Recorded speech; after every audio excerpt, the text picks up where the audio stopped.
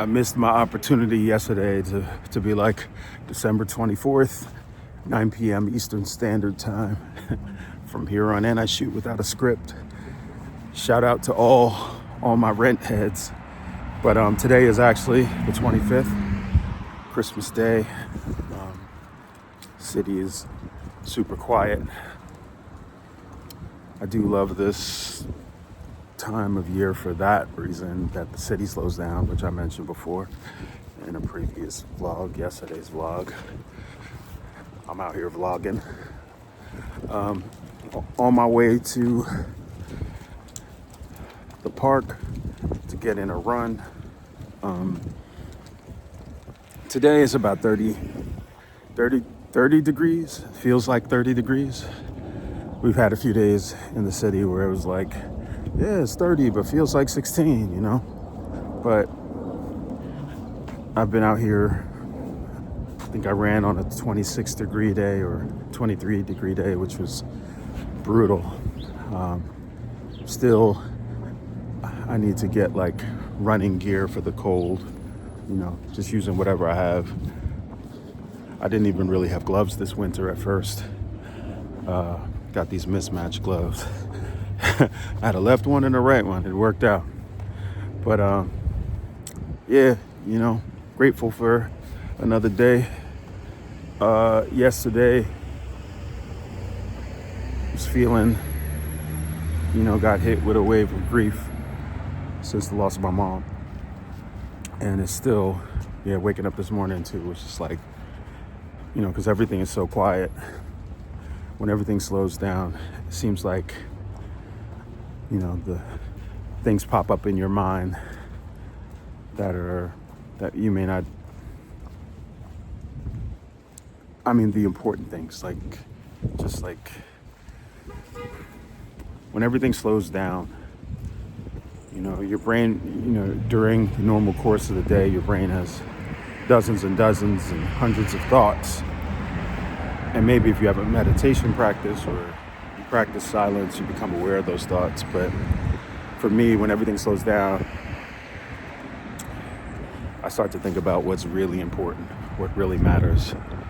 Because there's so many structures and in society that as you're going through your day to day, and you know, if you're on the internet or on TV, you're being inundated with programming and products, especially in the United States. You're like being sold to all the time, every moment, you know. But those quiet moments are important to like stay grounded with what's important to you, what's meaningful, what actually is of value. And you know, being on the planet is amazing. It's no matter what's going on, it's like you have life. You're able to witness the world and experience it. And some people aren't around anymore, and you want to take the time to just like be present in your life and just like appreciate the things that you have, even as you're focusing on, you know, doing what you want to do or figuring out what you're going to do from day to day and moment to moment. So in the midst of my grief and grieving, I still have a sense of gratitude. And I have to say, you know, walking, moving around, exercise, it just helps to stay grounded through everything. Yesterday, I was able to be with friends, and that was really healing. You know, being around other people's families is just not something that maybe people don't actively think about. But I don't take the human experience for granted. Just being able to connect with other humans, just being in the presence of other people. So that was super helpful yesterday. A lot of friends have been telling me, you know, especially around this time, with these particular days, Christmas, Thanksgiving, all these holidays, whatever you celebrate, They're like, yo, just don't be in the house alone, just don't sit around. And I definitely understand that. It's yeah, it's a lot to consider your loved ones and traditions. You know, for me, Thanksgiving, Christmas was a time for being with family, aside from whatever you believe. You know, it was just a moment where you could gather. And I don't know, I was really, really fortunate to just to be around family and have those moments of humor. Just like everybody with their quirks and whatever they're going through or whatever they're dealing with.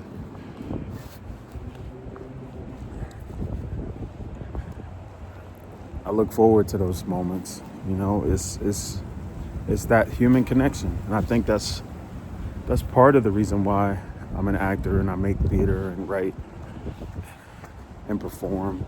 I mean, you know, it's not just the attention for those things. It's actually being able to connect and to feel that connection. And, you know, it's fun to do it on film. It's fun to do it in the context of a movie or scene or play, anything like that. But, you know, being able to be in a room with people, which is what I love about the theater, which is what I love about producing the music show that I've been putting on for years, Symphonics Live. It's really about bringing people together in the room and having a shared experience and sharing art and feeling that connection.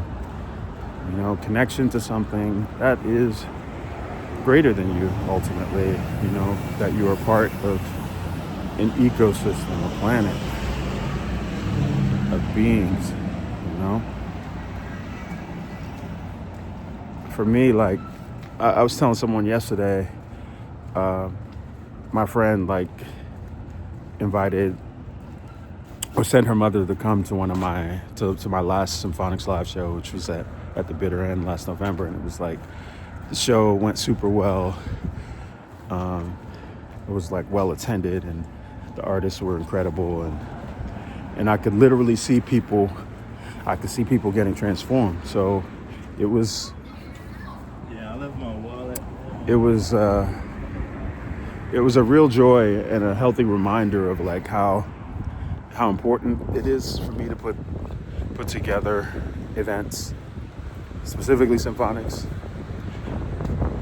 you know, that kind of combine my love for everything, for poetry, acting, music, and just literally raising everyone's frequencies, including my own. And that night of the show, my friend's mom came. You know, I didn't know. I was like, every time I invite people into a space, particularly symphonics, because it's like a curated event with different artists of different genres, different types of work. And, you know, I know that like anytime you're curating something that has different elements, you know, there's an art to that, and people may not connect with every aspect of like what you're curating or putting together. You know, people have their favorite genre of music or their type of art, or but like bringing people together to hopefully expose them to something that they love and expose them to something that they haven't seen or experienced, just to generate an appreciation for it. But my friend's mom was kind of blown away, or just like really, you know, had this great experience as people that were, you know, half her age there. So it was a really powerful event that I want to continue. And I think at some point I did film some clips from the last show. I think I might upload some stuff on the channel so you can get a taste of it. But I'm looking to do more shows in 2025, to do symphonics again. You know, it's a lot of work to put together. It takes effort, the promotional aspect of it, getting people to come out, because there's so much going on in the city and in people's lives, and it's just amazing to have people come out. I mean, I value my time. I know how valuable time is, and I want people to have a quality experience, and I show great appreciation for people who've shown up for things that I produced or performed in. But that gathering, getting folks together, like, my experience of that was just, it lifted me in a way that I didn't expect. There were two women who came to the last show who I didn't know, who just went to the Bitter End, which was the venue, went to the website, saw the description of my show, decided to choose my show to come to out of all the shows that they could have seen there. The Bitter End is, for those outside of New York, is a legendary rock club. It's been around, one of the old staples of New York that's still around at the moment, where folks like Bob Dylan performed there, Sarah McLachlan. I know I'm missing a lot of artists, a lot of great artists have performed there over the years. And, it was an honor to put on a show in a space like that, because me being born and raised in New York, I don't know, like, New York is changing and will continue to evolve. But what I think makes New York is its culture and its art, its artistic events, and just the quality of artists and art that's being put on and made. And I want to preserve that, that culture, that creativity, that energy that, like, makes people want to move here and come here from wherever they are to be amongst the best of the best in terms of making art and artists. And the creativity, a lot of that stuff, the different scenes, come and go. It goes in waves, and due to the changing landscape of the city, and just like the real estate market specifically, it's hard for any businesses to survive here. And what tends to happen when you're in a capitalist society is that the needle moves in the direction of what can sustain itself. And sometimes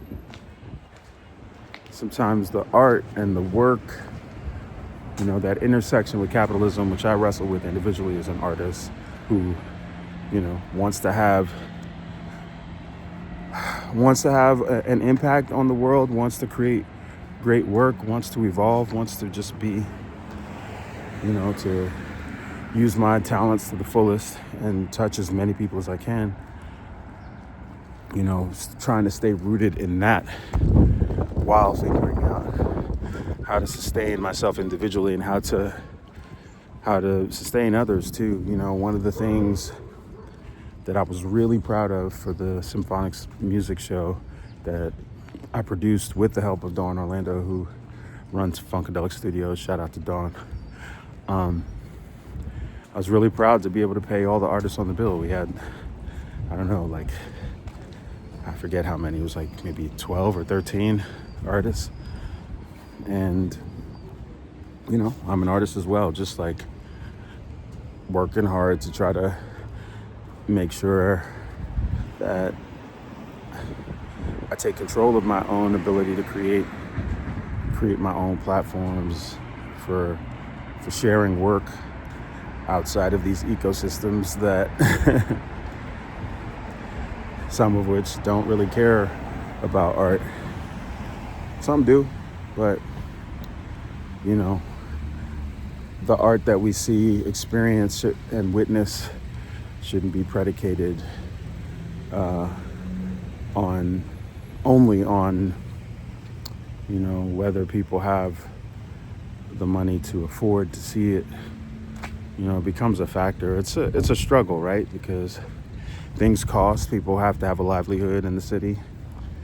You know, not everybody has the same means, but I think everyone deserves to experience creativity. It's like, it's at our essence as human beings. I feel like, I personally believe, and maybe not everyone agrees about this, but like, for me, an artist is someone who's a creator, who's creative. And I think we're all artists.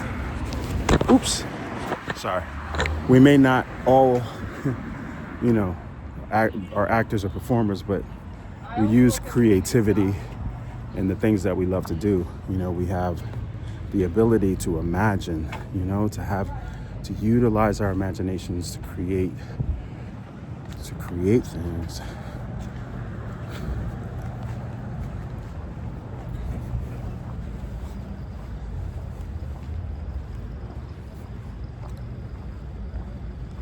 And we do that in many different ways, And I don't know, I think it's important, no matter what you do, even if you're not an artist, whatever your career or vocation is, to be able to like explore and utilize your own innate creativity to express yourself, And I don't know, I think being an artist has given me a self-awareness and presence in my life that I'm grateful for. I'm not sure if I would have been able to have this same life experience in other vocations, like particularly acting. I feel like everybody should take an acting class. Not to be an actor necessarily, but just like what you learn about self-awareness, about listening, about being an empathetic human being. I think the greatest acting at its best is when you're literally living your truth, learning about someone else's life, and then inserting yourself, utilizing your own experience to help understand why people make choices in the context of whatever story is being told. There's a power in that. It's just, I don't know, people who step inside other people's shoes feel like have a greater awareness and appreciation of their own lives, and that ability to be empathetic, I feel like makes for a more loving and peaceful world. And it's important to try to find inner peace in the midst of this, in this world. There's just so much going on. It's just like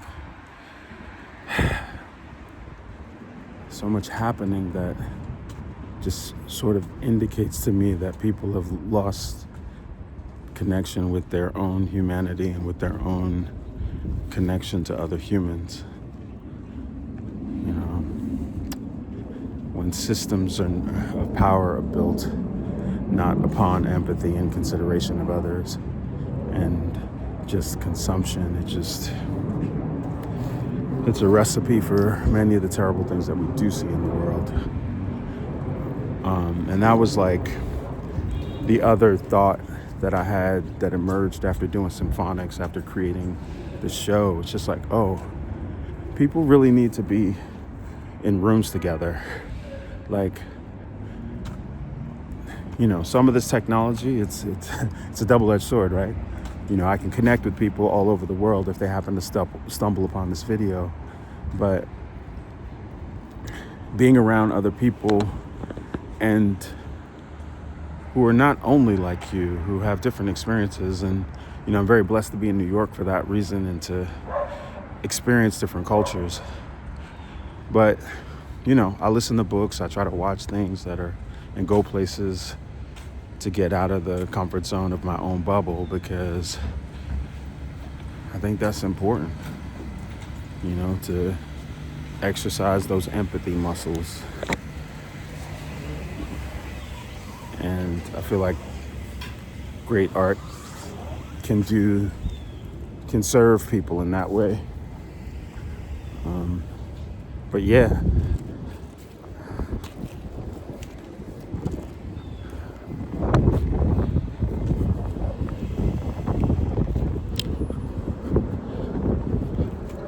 getting pretty close to the park now, so about to get it in. I guess today I'm grateful for the sun, grateful to be able to move, grateful to be able to walk to a park on a cold day, so seize the day. It's getting close to the end of the year, and I know people start to think about their dreams and plans around this time. And one of the things I'm working on is just trying to cultivate that New Year's Eve energy of thinking about the future in my day-to-day. If there's something that you should be doing, and this is like a quiet time where you're like reflecting on everything that's happened and happening, now's a good time. Now's the time to like make changes if you need to. Now's the time to see if you need to create a new habit or go down a different path or learn a different skill. Now's the time to tell people that you appreciate them and show them love. And I'm grateful for the many people that have done that for me this year and have continued to do that for me. Because I guess the longer I'm here, the more that I realize that I can't do anything alone. I mean, you can be alone, but it's like there are a lot of people on similar life journeys, and the way that people have contributed to my life, I want to be able to pour into others. And that's something that I think about in my work and in my day-to-day. But take the day, figure out what you need to do to stay on whatever your path is. And if you're on your path, keep going. Just like stay consistent. That's the thing that I'm working on the most, and I realize, it's a common theme, especially like I realize that in exercise, I'm like, I need to be moving every day. I need to just do something. Doesn't have to be a lot. I don't have to run a marathon every day. Whether it's just going for a walk at the bare minimum, whatever that is, create a new habit of consistency and focus on the thing that you want to do. And if you don't know how, surround yourself, put yourself in proximity to people who are doing the thing that you want to do. And if you don't know those people, you might know of people. They might have podcasts, books, whatever.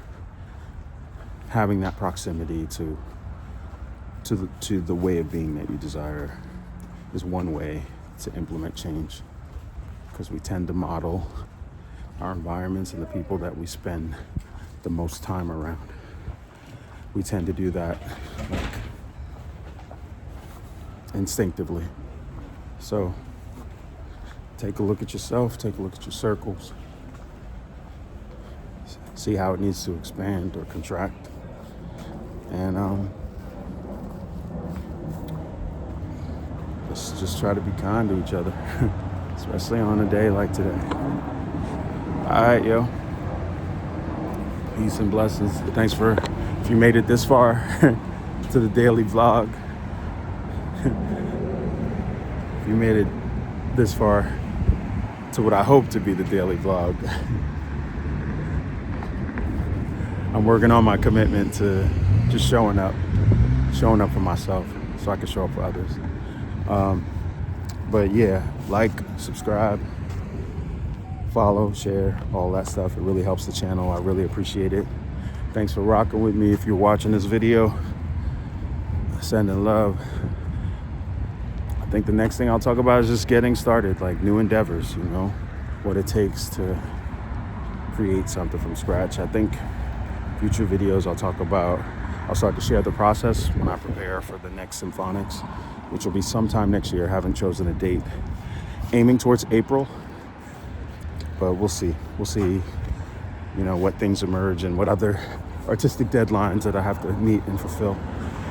But peace and blessings. If you celebrate Christmas, happy Christmas to you. Happy holidays. Happy day. All right. Love.